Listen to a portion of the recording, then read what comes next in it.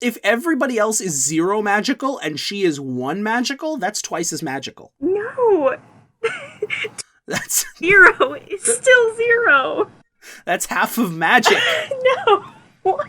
That's math. This makes no sense. I mean, I guess it's magic, so it doesn't have to make sense. It's magic. I ain't gotta explain shit. Later, she goes on to turn herself into an old witch and change all of her mannerisms and speaking voice, despite keeping her same voice actress. Queen of being a goddamn method actress. On God, where is her Oscar? Hell yeah. On God. So, the next character we have is the Magic Mirror, and I have written a mystical, magical, 2-dimensional rat snitch with all the moral alignment of Werner von Braun. This Steve Buscemi lookalike sees all and knows all, and is doomed to use this power to be an obnoxious yet poetic jailhouse songbird. Mm-hmm. He's in 2 scenes and is still one of the best characters in the movie. Yeah, he's pretty good. He's absolutely beautiful. Yeah, I like him. Snow White, the ultimate female ideal of 1935, simultaneously an innocent little 14-year-old girl and a stern but fair mother who will know 7 guys for like 10 minutes and threaten not to feed them the food she cooked in their own house that she broke into. Queen of self-esteem and bad decisions. Yeah! Her hobbies include cleaning, cooking, waiting, and just letting whatever happens happen.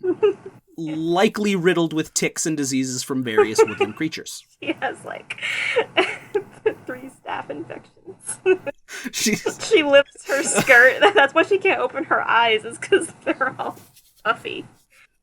she doesn't open her eyes, like, ever in the movie. She does, but, like, oh, they're all heavy-lidded. She's and sleepy. I don't know why, because she's 14. She's sleepy. She's sleepy. The Prince Charming, who looks like a magical fusion between Clark Kent and Ellen DeGeneres, whom we shall call Clarkin.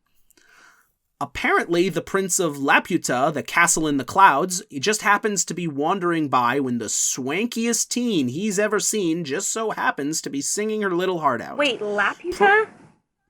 Yeah, the castle in the sky, castle in the clouds. What? It's a Miyazaki reference. Oh, I haven't. Yeah, it was originally called Laputa, the castle in the sky, and then they found out that spelling a castle in a mystical, magical world, L-A-P-U-T. Yeah, exactly. It didn't translate well. Oh, that's so funny. So they marketed it in Japan, where Laputa means absolutely nothing. And then they brought it overseas, and everyone was like, the whore, the castle in the sky. Oh, man. That's great. That is great. Well, you learn something new every day. Anyway, yeah, I was like, what kind of Snow White lore have you stumbled onto? I mean, any of that. At the end, he's in a castle in the clouds. It's literally the kingdom of God, or Laputa, and I wanted to appeal to the weeaboos rather than the evangelicals. Yeah, it's true. Mm-hmm. So, of course, I'm sure they used Snow White as an archetype and as a template for their own lives. That's fair. Ladies, get married when you're 14 and do it then.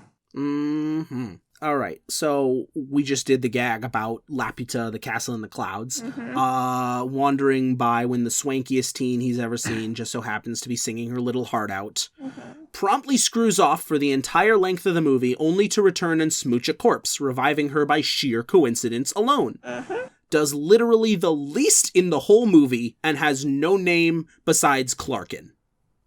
Yep. All right. And some pretty nice lips. He's got some pretty sweet kissable lips. The second most kissable lips in the whole movie. The first come from the Magic Mirror. Okay, he's got the third most kissable lips in the whole movie. The second goes to the Magic Mirror, and the first goes to the Queen. Did you see those things? Oh, yeah. But those aren't really kissable lips. Those are like, appreciate while she crafts a very clever put-down. I guess, like, I don't want to smooch those lips. I want to see them give me a cutting remark. Yeah. Yeah. Yeah. Yeah. But, like, magic mirror, I could take a nap on those lips. I mean, you couldn't because you have glass in the way. Well, it's magic. Anything's possible. Yeah, it's magic. You gotta explain shit. Mm-hmm. Can I move on to the huntsman? I guess. All right. Mr. Tomothy T. Turfbangs. Oh, God. The T stands for Turfbangs as well. Okay. One of the rare, totally sane members of the cast unfortunately uses this extended mental capacity exclusively to feel regret.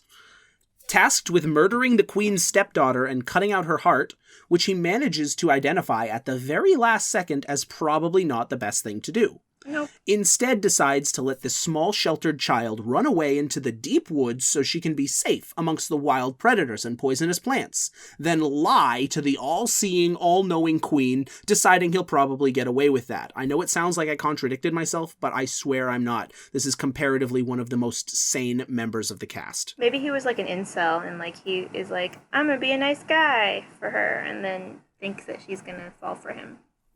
Tommy T. Turfbangs was white knighting for Snow White. Oh, yeah. Knighting? Snow White knighting.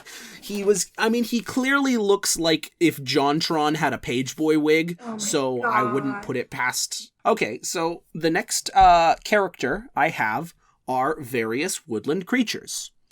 I came up with a sentence for each subsection.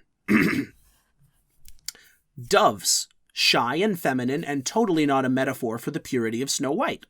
Okay. Bluebirds. Assholes who like to pull pranks for some reason. Mm-hmm. Raccoons. God's perfect creature. Deer. God's perfect coat rack. Okay. Turtle. He's there sometimes. Squirrels and chipmunks. Cheeky little buggers who won't get out of my goddamn bird feeders. Various other birds, pie makers, for some reason. That one fly that bothers the dwarves, specifically Sleepy. Nobody notices this, but we only see that fly throughout the course of one single day, and then it goes to bed in the sleeping dwarves scene, and we never see it again, and I think that's because flies only live for a day, and that one just plain died. It spent the whole day bothering Sleepy and the dwarves, and then it died. Oh, no. That's kind Vultures. That's kind of what flies do, though. I mean, like, you ever been outside in, like, the morning or the evening, and, like, it seems like the flies and the midges just exist specifically to, like, fly around your face and try their best to, like, fly directly into your mouth and eyes. I once felt their carapace brush my eyeball. I had to fish it out of my eye. And then that's their only purpose in life, is just, so that's like on brand. I support that completely. I think that's the most realistic part of this whole freaking movie. I mean, relatable and understandable, but none of those flies are adorably animated and have a cute and endearing scene where they wash up for dinner. Yeah, but at the same time, none of them are the size of a grape. So that's true. It is the size of a grape. Yeah. It's a grape size. It's a horsefly, must be. Yeah, it has to be cute, otherwise that would be freaking terrifying.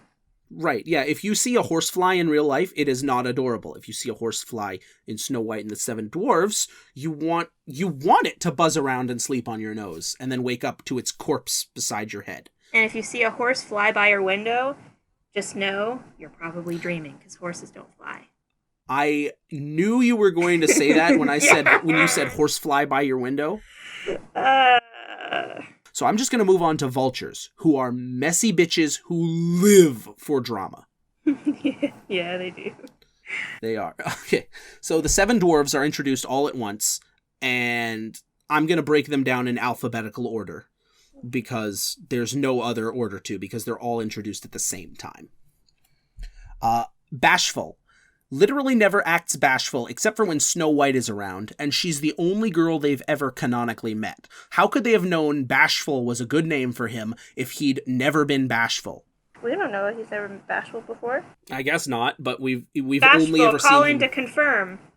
Bashful, you've only ever been bashful around Snow White. Why have you ever been bashful before? Please respond to my email, maybe.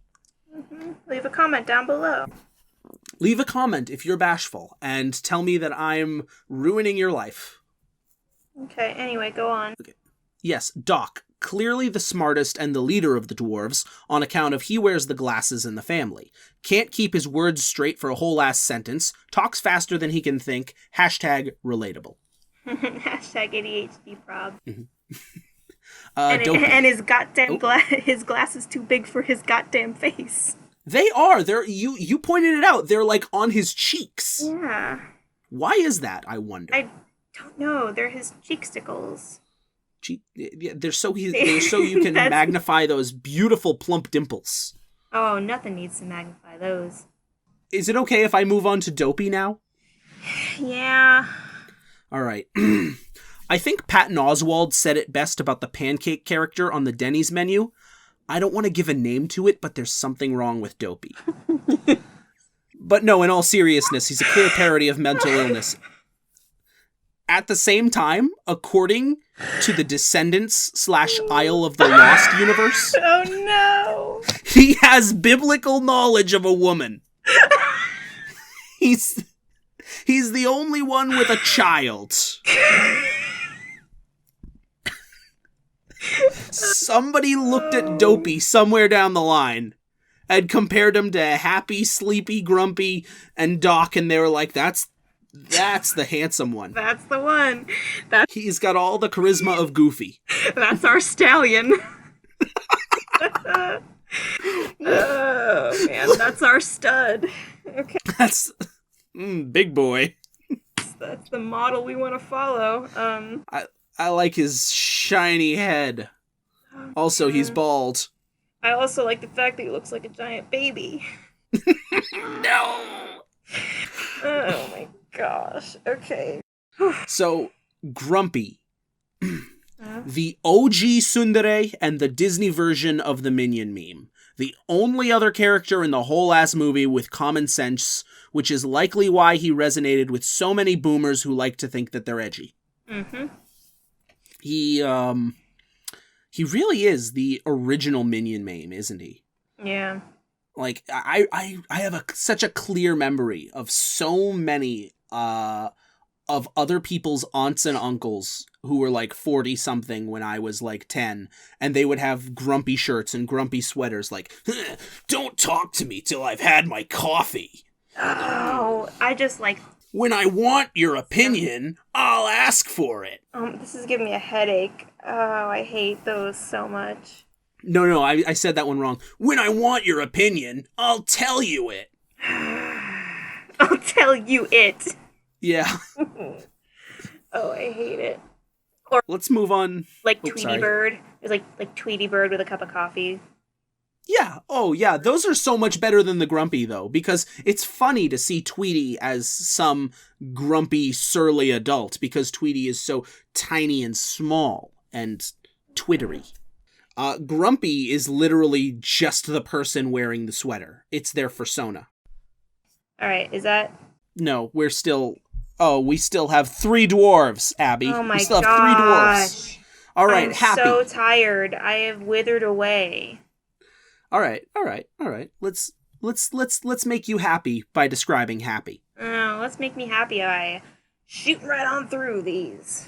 Happy. I literally could not tell you anything about Happy other than these 3 things. He's fat, he's happy, and he's the only dwarf that doesn't get a farewell kiss from Snow White. Aww. He's the incel of the group. He is the incel of the group. He's the opposite of Dopey. Yes. Sleepy. Not much to say about this guy, except that he's constantly plagued by a single fly that probably only wanted to be his friend in his short life. What does that say? That the most interesting thing about a character is a fly? I mean, I don't know. Not sure. Let's wrap it up with the last one. And by the way, I really had to reach for Sneezy and Sleepy. Mm-hmm. I couldn't think of anything for them. But Sneezy, I've only written, why would you give a character the metahuman ability to sneeze a Category 3 hurricane, only to use it in maybe 2 gags? Hell, have him sneeze the old witch to death. Well, I mean, we didn't see what he was doing. Maybe he sneezed her off the cliff. I mean, the hurricane did happen when they were giving chase. Maybe he sneezed up a hurricane. Yeah, it's true. It's true. He sneezed and lightning happened, and pfft. So thank you for that. Thank you for describing that motley crew.